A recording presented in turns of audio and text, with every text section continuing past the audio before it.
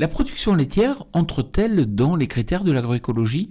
Lorsque l'on regarde des vaches dans une prairie, on en est convaincu. Mais n'y a-t-il pas des points améliorés ?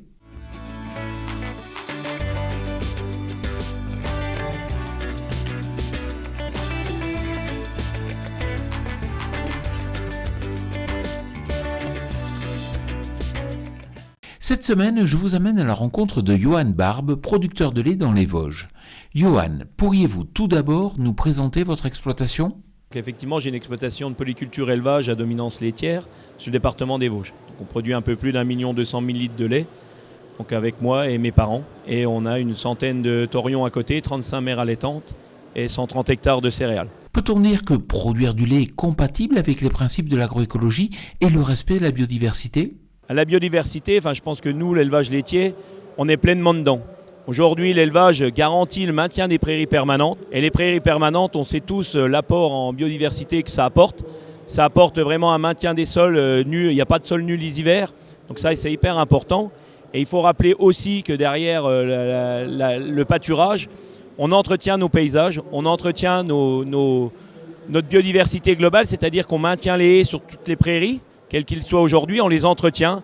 Effectivement, on met encore pas forcément des nids dans les prairies et non plus dans les haies. Mais derrière ça, les haies, si on les taille régulièrement et au bon moment, on laisse la nidification se passer comme il faut. Oui, d'accord, mais les vaches laitières sont aussi nourries avec du maïs sans silage. Honnêtement, on peut se douter que ce n'est pas l'agroécologie le maïs, mais en attendant, c'est une plante qui assure l'alimentation des vaches pour toute la saison hivernale. Donc il est hyper important de ne pas s'en passer comme ça. Et en plus, de plus en plus, on est sur des maïs qui sont de plus en plus écologiques puisqu'on fait des intercultures avant les maïs qui sont exploités et valorisés par nos animaux. Et ce que je voudrais dire aussi, c'est que la plupart de nos maïs, la grande majorité, puisqu'on est proche des 90%, sont cultivés sans irrigation. Et quel impact sur la préservation du sol ? Sur le sol, c'est pareil, je reviendrai sur les prairies. Les prairies assurent la non-érosion des sols puisqu'il n'y a pas de labour.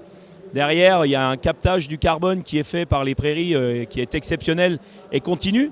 Et derrière, aujourd'hui, on a de plus en plus de producteurs laitiers qui incorporent de la luzerne dans l'alimentation. Et la luzerne, premièrement, c'est hyper intéressant au niveau du sol et de la biodiversité. Mais le deuxième atout de la luzerne, c'est qu'on est moins dépendant des importations de soja, puisque c'est une plante qui est riche en protéines pour nos animaux.